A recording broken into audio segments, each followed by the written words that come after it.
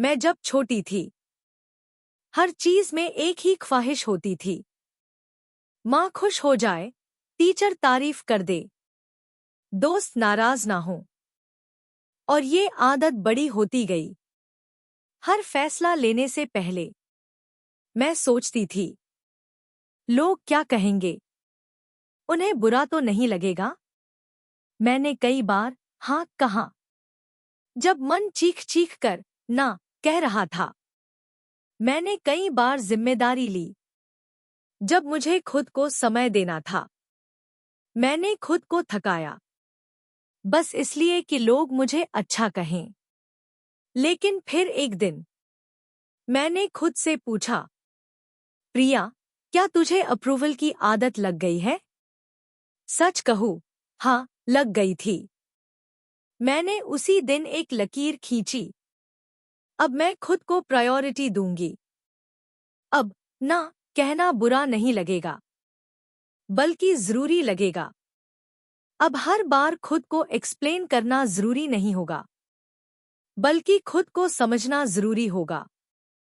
पहली बार जब मैंने किसी रिश्तेदार की अनचाही सलाह पर सिर्फ मुस्कुराकर कहा, शायद मैं चीजों को थोड़े अलग तरीके से देखती हूं, तो दिल हल्का हो गया।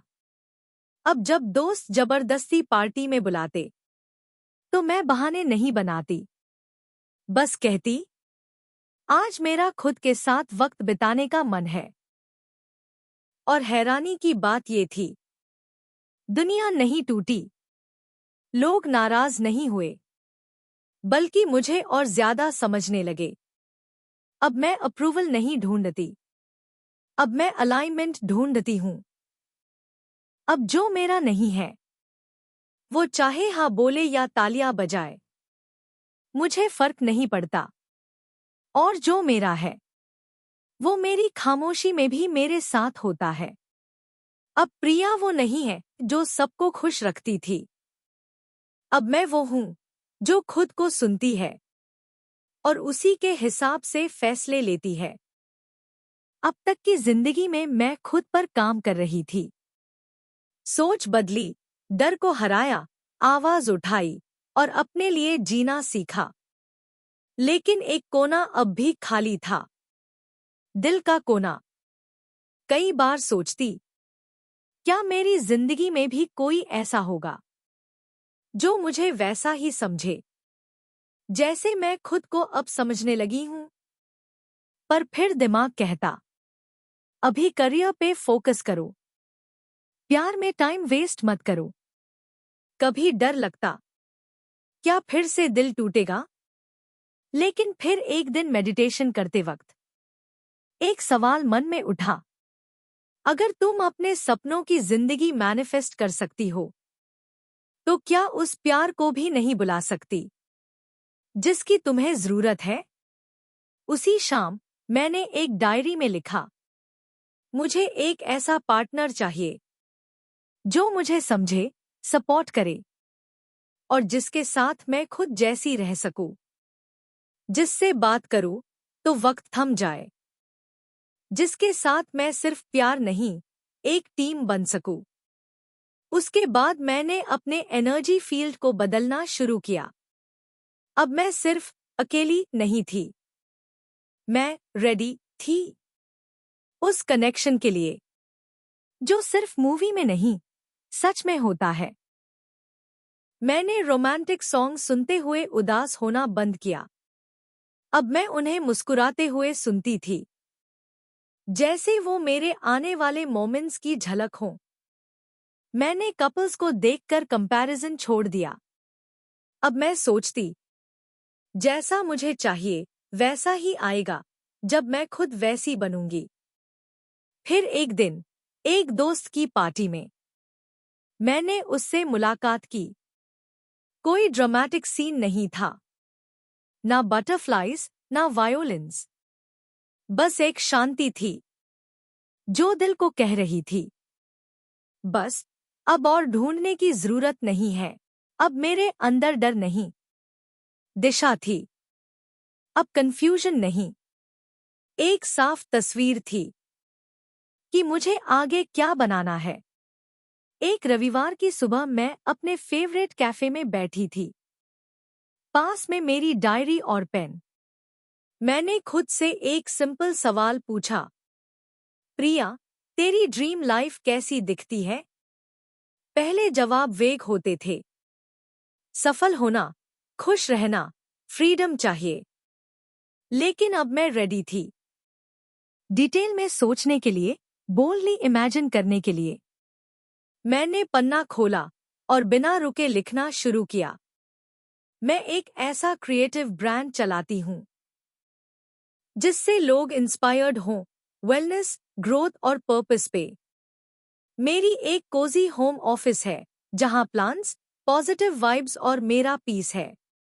मेरा टाइम फ्री फ्लोइंग है, सुबह खुद के लिए, दिन क्लाइंट्स के लिए, शाम अपने प्यार के लिए। मैं फाइनेंशियली सिक्योर हूं, अबंडेंस आ रही है क्योंकि मैं अलाइन्ड काम कर रही हूं। मेरे आसपास ऐसे लोग हैं जो ग्रोथ माइंडसेट रखते हैं, किसी को नीचा नहीं दिखाते, सब मिलकर ऊपर उठते हैं। मैंने वो सब लिखा जो मेरा दिल सच में चाहता था। बिना गिल्ट, बिना लिमिट, बिना डर।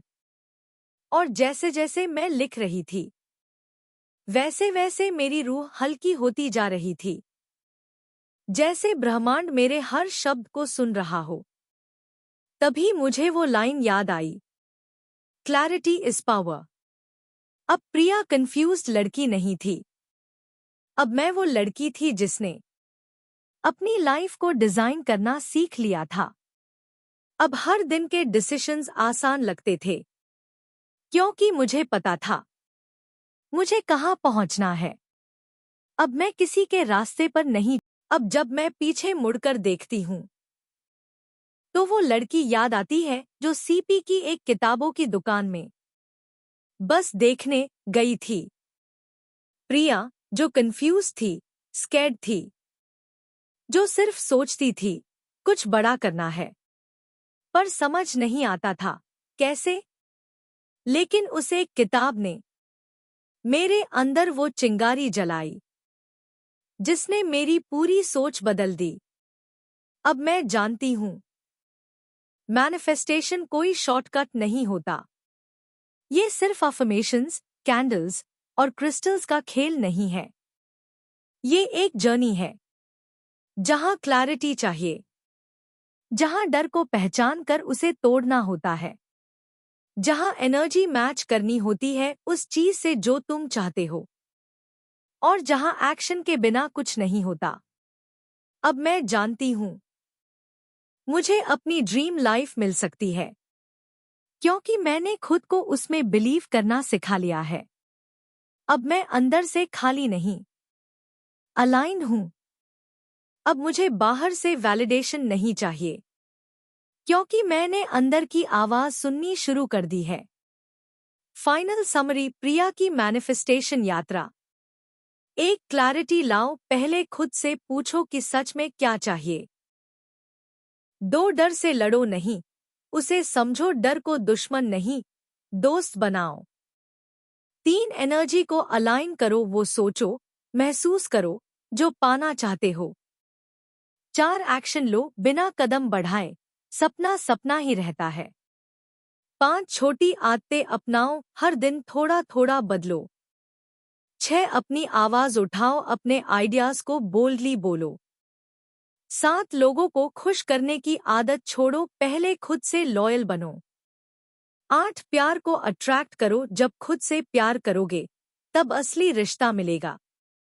9, विजन फाइनल करो, अपनी जिंदगी का नक्शा खुद बनाओ। मैनिफेस्टेशन को मैजिक मत समझो, इसे माइंडसेट बनाओ।